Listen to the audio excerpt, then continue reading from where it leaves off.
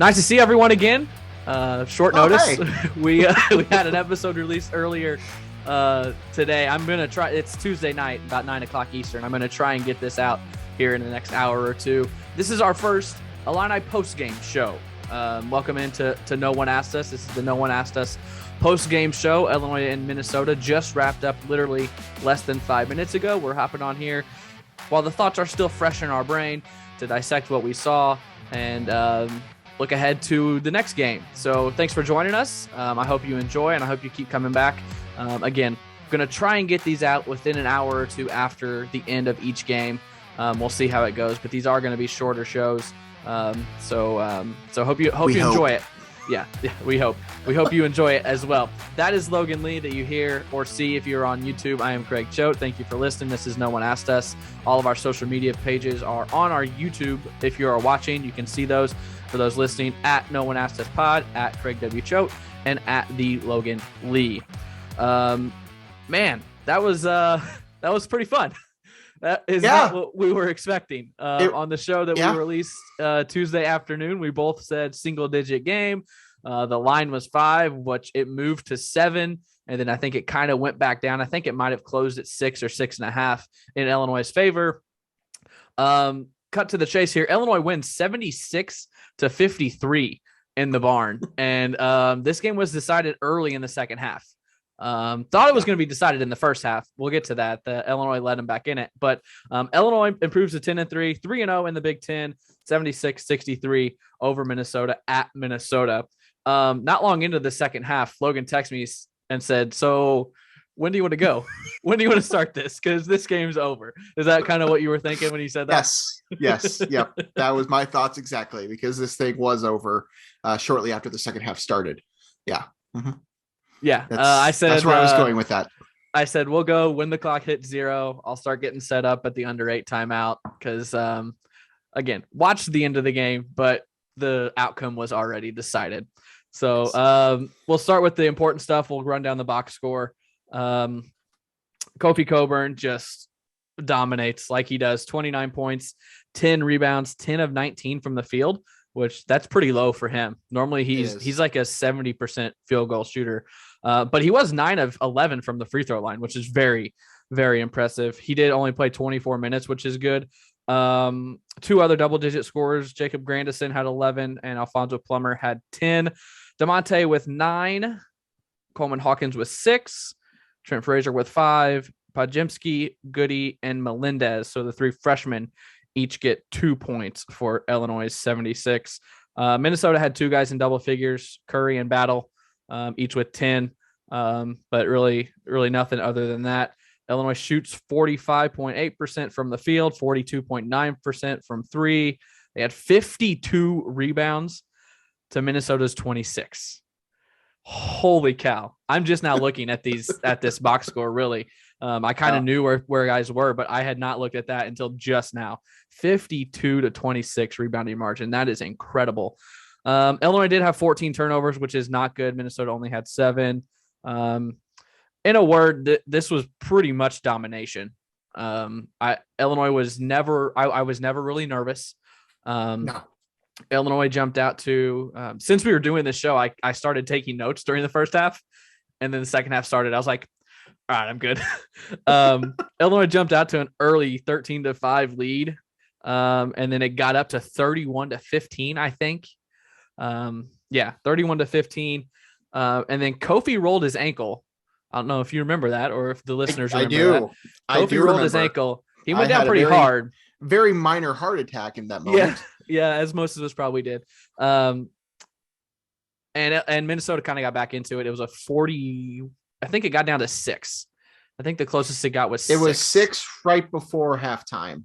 Yeah, and then it got up to 11. 35-28. 35.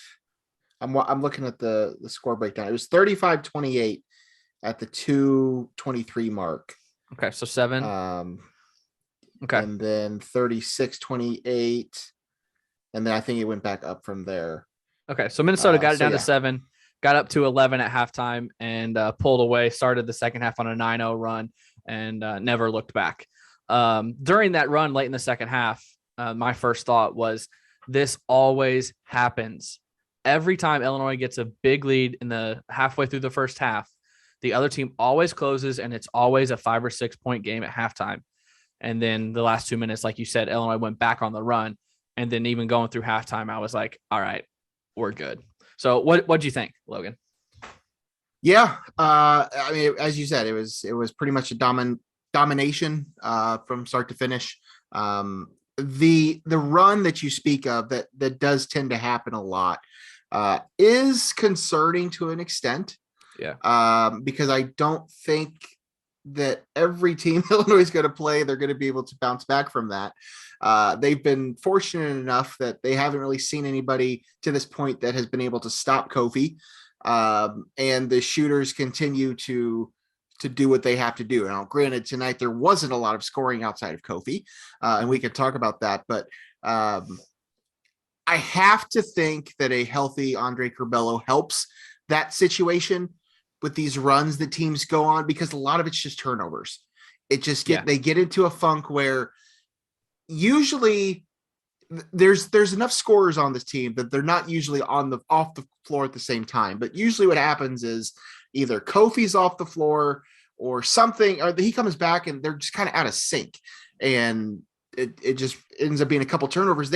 Illinois didn't have a turnover in this game until like deep into the first half. Yeah. I'm pretty sure the first turnover was the Grandison travel call on that fast break that When he ended up making the three. He hit the three anyway. I think that was the first turnover they had. And that, I don't know what point that was, but it was fairly late in the first half for this team. I mean, this is a team that's struggled turning the ball over. But yeah, it was exactly, it's more than what we wanted, or more than what we were expecting. It's exactly what we wanted. And now Illinois is 3-0 in the Big Ten. So yeah, I'm going to take it. Yeah. That's a good point, that Illinois did have 4 turnovers over a 4-minute span. They went scoreless. They went scoreless for 5 minutes and 17 seconds to allow Minnesota to go on that run. And they had at least 4 turnovers. They might've had more that I didn't catch after. I saw someone, I think Joey Wagner, who was at the game from Illini Inquirer.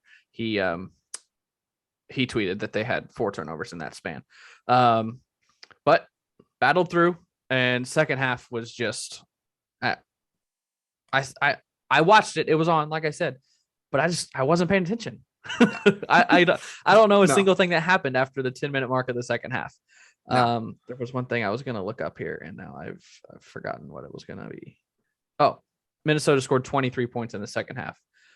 They're like midway through the second half. They had only scored 6 or 7 in the entire second half. So, it was, I don't really have a ton of thoughts actually, because it was such a blowout, and I didn't take many notes. I'm just verbalizing this now because it's in my head while I'm thinking about it, so we can at least mention it. There is football news that we might want to touch on tonight at the end of this. So I'm verbalizing it to you so we don't forget.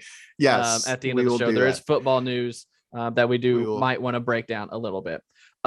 So one of the things we talked about in Tuesday's full episode that we released, that if you haven't checked out, is on YouTube, it's on Apple Podcasts, on Spotify, wherever you get your podcasts, was your concern for Thursday's game. Yeah. Because we didn't see any effects of that today. No. A lot of people thought, and I kind of agreed. Every game I read Derek Piper's pregame, 3 picks or 3 keys in a pick, or I forget what he calls it. And him and a couple other people said that they thought that this, and I agree, that this game would be a game where Illinois gets behind early and claws their way back. Yeah. And I mean, it wasn't anything like that, but I definitely was kind of expecting that. And it was complete opposite. Illinois jumped out, and then they considerably could coast to the end. This team did not look like they missed a beat. You would not have known that this team spent the last nearly 2 weeks or whatever it was on a pause for COVID, where 10 of these guys were impacted by it. I don't know who, had it worse than others, but you wouldn't have guessed that. I will credit Brad Underwood and his coaching staff for doing some quick rotations early, and getting guys off the floor, getting them some, I think their rotations were a little faster than normal, just to give some of these guys a little more rest, since they were, they did have these issues and there probably was some conditioning stuff. To go off what you said and to what we talked about in, the preview show, I'm not necessarily saying that I'm concerned about Maryland, but what I did say holds true. I mean, I do think there is something to playing 2 games in 3 days when you're coming off of situations you're in. So, again, I'm not necessarily going to say I'm concerned. I think they're going to be fired up. Iowa's going to be back. I think that it's a game they're going to be excited to play, and I don't think Maryland's too terribly intimidating. But you have to consider that you don't often see these 2 games in 3 days in college basketball to begin with until the tournament. And then on top of that, coming off the situation that you have been with, without the conditioning and coming off of, illness and all this other stuff. So, but yeah, that was going to be my concern. And what you talked about going down early and all that stuff. Yeah, definitely didn't happen. This was Illinois from the get-go, and Minnesota did not have an answer for Kofi. They tried multiple times when they did get to him. There were a couple times that they had some bad. That was the other thing too. I wanted to point out that stretch that we were talking about where Minnesota did cut into the lead. And I brought up the Curbelo thing because a lot of those issues were bad passes to Kofi. Like there was like 3 or 4 possessions in a row where they tried to get him the ball and he couldn't even, it wasn't a position where he could catch the ball. Like he's a big guy. Like you have to really have a bad pass for him to not be able to get the ball. But if it felt like few possessions in a row, these balls to him were like at his feet. Like how was he supposed to do anything with that? So when he got the ball, he scored. Granted, you did mention that he, did miss a few shots, but he had some good looks tonight. Hit DeMonte for a 3. They were just really firing on all cylinders, and that was good to see. Yeah, and talking about the next game, like we kind of just were, it was good that it was a blowout because you could pull him a little early. And Kofi only played 24 minutes, which is big. Only a couple players played more than 30 minutes, so they could get some rest for Thursday's game because it is a quick turnaround. The other big thing that I wanted, not really big thing, but the other note that I wanted to touch on tonight, and I tweeted it in the first half. Jacob Grandison, man, he's a sniper from three-point land. I know Alfonso Plummer, and this is why I tweeted, Alfonso Plummer gets 99% of the attention because he shot like he might have gone over the 100 3-pointer attempt mark tonight. I know he's shot more than 90 going into tonight, and I don't know how many he took tonight. And Grandison takes about half of that. He's taken 53, but he's made 28 of them. That's a 53% percentage from 3. That's you make more than you miss from behind the arc. That is incredible. I don't think he gets enough attention. I think he doesn't. He is the unsung player of this team, and no one talks about him. Most teams that Illinois is going to play this year in the Big Ten aren't going to have enough guys to stop everybody that Illinois has. Illinois has a lot of weapons, and I'm not going to sit here and say that they're going to be firing on all cylinders every single night of the season, the Big Ten season. There's certainly going to be off nights where guys aren't hitting. But when you have the weapons that they have, there are very few teams that have enough defensive stoppers to be able to do that. Because if you double somebody else is going to be open, and there's a good chance that somebody is going to be somebody that can shoot the ball. And that's not a bad problem to have. Yeah, no kidding. I did want to mention Plummer because we talked about Kofi having his ho-hum 29 and 10. Yeah. Not a lot of scoring elsewhere. So Alfonso Plummer, I was just looking at this, finished the game with 10 points, a measly 10 points. You know the last time that he scored less than 19? It's been a long time. Rio Grande Valley? I have no idea. No, it was Cincinnati. Wow. Cincinnati, he had 6 hit. So his point totals to start the season were 9 against Jackson State, 8 against Arkansas State, 2 against Marquette, and then 6 against Cincinnati. Since then, he's put up 21, 30, 21, 24, 21, 25, a measly 19, and then 22 against Mizzou, and then his 10 points tonight. That's been the run he's been on. So this is the worst scoring game he's had in months. Granted, It didn't matter. Kofi just absolutely dominated Minnesota. They had no answer for him. But I guess Alfonso Plummer is human. I wasn't sure if he would ever cool down. I'm not even sure that he cooled down. I mean, what was he from the field? I 3 of 8. Okay, so 0 of 3. Whatever. He did not hit a 3-pointer tonight. Yeah, so he did cool down a little bit. He just also didn't take nearly as many shots. So yeah, that's a good stat, Logan. That's a good pull there. Thank you. Get that out there on Twitter. That might get some love if you get it out there. Okay. I'm gonna go to Kofi's stat line. I know it's, as always, it's incredible. Another double-double. That is 6 consecutive double-doubles. He has 8 double-doubles in 10 games this season. Actually, no, this doesn't have tonight's game on here. So 7th consecutive double-double. And he has 9 out of 11 games this season that he has played in. He has a double-double. A couple of games ago, they flashed up the Illinois record for double-doubles in a career, and he was 7 games away. I don't remember when that stat was, but I'm pretty confident he's going to break that record this year. He has scored double digits in every game this season. And the 2 games that he missed a double-double, he had 8 rebounds and 7 rebounds.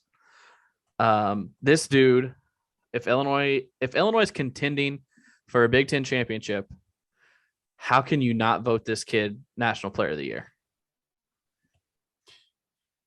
He's going to be a top 5 scorer and a top 5 rebounder in the country. So that's an interesting thing that you bring that up because, again, this is just national media being national media. But do we need to point out Jeff Goodman? I mean, do we need to call him out?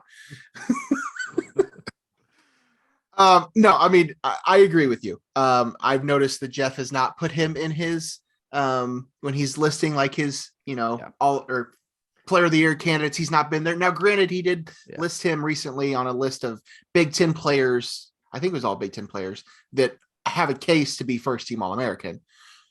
So I don't understand why Kofi is not already in the Player of the Year discussion.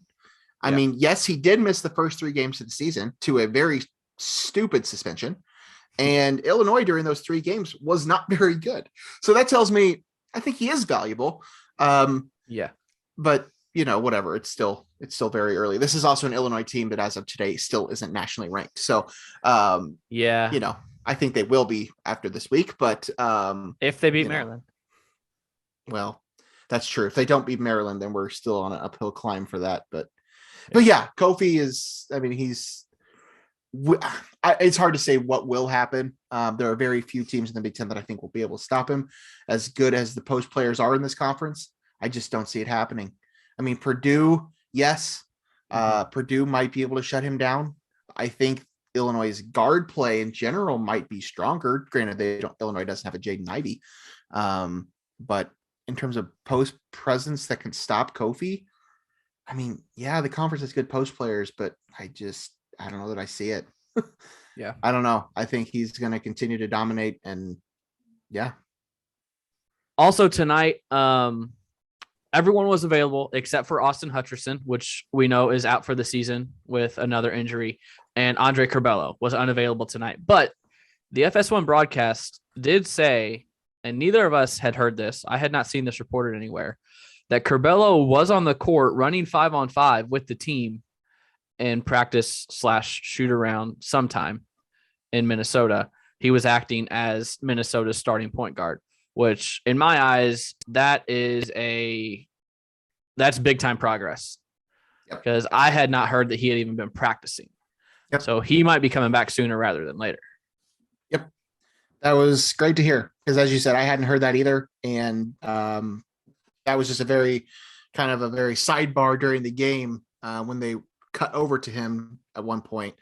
And yeah, like we've talked about, he's going to be super important to this team as we get into the stretch of the Big Ten season here. To this point, they've gotten by without him, and I honestly think that's one of the most incredible things about what this team has done to this point. Is they've played this well without a true point guard, which is such a valuable thing in the world of basketball. Now, Trent Frazier has done a good job of handling it. And we've known that he was always going to be the secondary ball handler anyway. But DeMonte Williams has shown strides as a number 2 ball handler. He was rocky those first couple games, having to do that. But Trent and DeMonte have done a great job of running this offense. DeMonte is good for 1-3 or one good offensive play a game, and then 2 or 3 defensive plays. Other than that, he's just there to guard. Like, you don't need anything more from DeMonte, and he does that role well. Not that this has to be a one-time and for the rest of the season type of thing, but when Curbelo does inevitably come back, whose spot does he take in the lineup? Is it DeMonte that goes to the bench, or do you go to the microwave in the starting Plummer? lineup? Yes. Yeah, I think you probably bring DeMonte off the. Well, I don't know if you can. I don't know that you can have Curbelo, Frazier, and Plummer start the game. So Plummer might have to come off the bench. Yeah, Plummer might have to come off the bench. Yeah. I mean, that's a great problem to have. A guy averaging 19 points a game. Yeah, I'll take it. I'll take it. He's no Travion Williams off the bench, but I mean, whatever. That's true. I'll take it. Illini Stats and Notes just tweeted that Kofi has upped his points per game to 22 point something. I've already gone off of it now. 22.3. Here we go. 22.5, which is second best in the nation pending tonight's results. And he is the 3rd leading rebounder in the nation with 11.9. So if this dude's not National Player of the Year contender, I don't know who is. Okay, we talked a lot about Illinois here. Again, they win 76-53, 10-3 overall, 3-0 in the conference, which that's a 2-game lead over Purdue, because Purdue lost Monday night to Wisconsin, which that's a big deal because Purdue was both of our picks, and I would call them the consensus pick to win the Big Ten. Real quickly, we kind of touched on it before. How do you feel about Thursday? Hosting Maryland, 7 o'clock Eastern. Illinois looked a heck of a lot better tonight than I expected them to. Yeah. So assuming that they are able to just do that again, they'll be fine. Now, I know can be famous last words, and, a lot of things can play into this. I do still have some concerns about the conditioning part of this. Yeah. You got to stay off your feet from now until Thursday night. Stay off your feet, get some rest. I mean, I really, at this point, I'm pretty confident and comfortable saying that Illinois can win this game by at least 10 points. I mean, that's kind of where I'm at. Yep. So, home game against an inferior team. It's a game you got to win, even coming off. I think had they struggled tonight, you kind of could have maybe been okay with a loss. All right, they're still trying to rebound from COVID. But the way they played tonight, that throws all of that out the window. They have to come out and they have to take care of business on Thursday. Other Big Ten scores or other scores from around the country tonight. Rutgers beats Michigan. I almost said Maryland. Rutgers beats Michigan at the rack, 75-67. Michigan is now 7-6. Michigan football just 1-2 in the Big Ten. Michigan football just zapped all the juju out of the athletic department in Michigan. I don't know what else. I don't know what else it is. It's like Michigan fans sold their soul to the devil to get in the college football playoff, and the mercy of every other sport at Michigan. That's the only other Big Ten game tonight. There were a couple other national games. My phone's being weird. Kentucky lost to LSU. Yeah, I think my internet connection is going out here. Baylor won again. LSU beats Kentucky by 5, 65-60. Baylor beats Oklahoma by 10, 84-74. Texas beat Kansas State, which I saw before the game. Kansas State was without 7 players because of COVID, but they still played. There are a couple other games going on right now. No ranked games, a couple ranked teams playing. but no ranked games. So yeah, that's where we're standing. Anything else college basketball tonight before we get to the football news? No, sir. So halftime of the Illinois Minnesota football halftime of the Illinois Minnesota basketball game. I went to IlliniInquirer.com and I went to their board, and Jeremy Warner started a topic, and he just titled it "Hearing ... I went and I clicked on it. I was like, oh, okay. It's one of two things. He said big changes coming to the Illinois football staff. I was like, oh no. My first thought was Ryan Walters got a head coaching job. My second thought was Tony Peterson got fired. And it was my second thought. Tony Peterson, according to Jeremy Warner at IlliniInquirer.com, Tony Peterson has been let go as Illinois offensive coordinator after only one season. Now, I haven't seen anything as of late, but Brett Behrens from WCIA tweeted that a spokesperson from the U of I is not confirming that news or report as of now. So nothing official from the program, from the school, but Jeremy Warner, who I'm going to be honest, is more in tune with the football team than any other media member, is reporting that Tony Peterson is out as Illinois football offensive coordinator. What are your thoughts? I mean, I think it needed to happen. Yeah. Well, I mean, we talked about it. We talked about it all season long. I mean, this offense was abominable. I mean, the defense was the only thing that kept them in games. They had all the talent on the offensive side, especially in the running back room, and it just amounted to nothing. This offense was terrible. Now, I mean, it's unfortunate that it happened, one season into this whole thing and everything, but good Lord. I mean, yeah, do what you got to do, but like that was just bad. And they had enough talent for the offense to be better than it was. The quarterback play was always going to be an issue. I just don't believe that they really had a true, viable Big Ten starter under center. They had guys that were able to do it. If they were performing elsewhere, they might have been able to cover it up. But when the rest of the offense isn't really doing much either, then something's got to give there. And I know Bielema's, I mean, he's trying to do things here. And if that's holding you back, then you got to do what you got to do. So, yeah. When you lose 20-14 to Rutgers, that's not a good sign. I think there was another low scoring game like that. Or the Penn State game. I know they won it, but they scored 18 points, like 20-18. I looked it up. 7 overtimes or 9 overtimes. 9 overtimes. They struggled to score more than 20 points. In Jeremy's story, I think he said they were the 112th ranked offense out of 130 or something like that.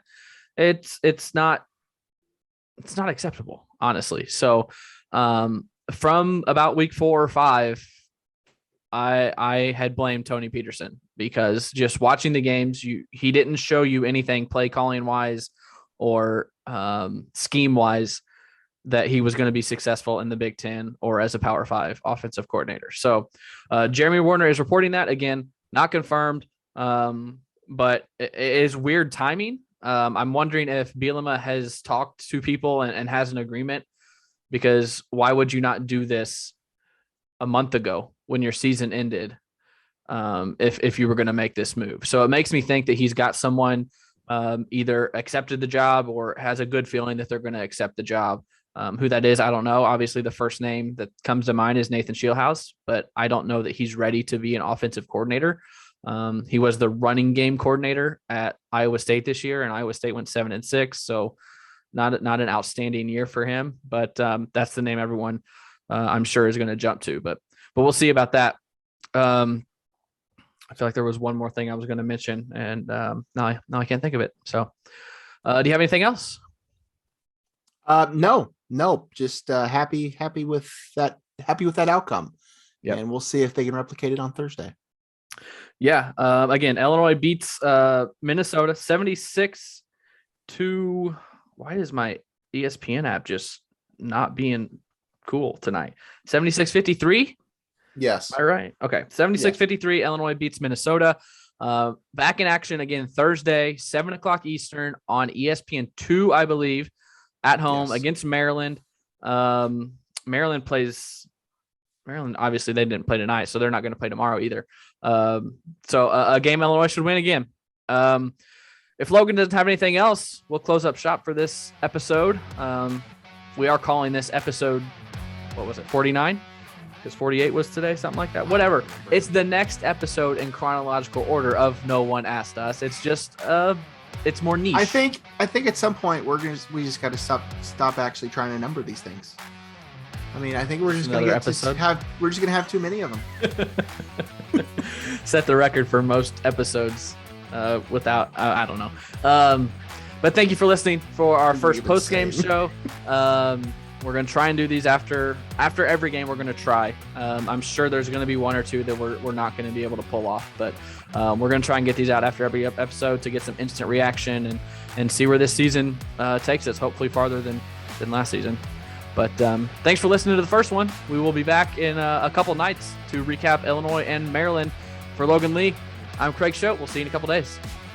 Bye.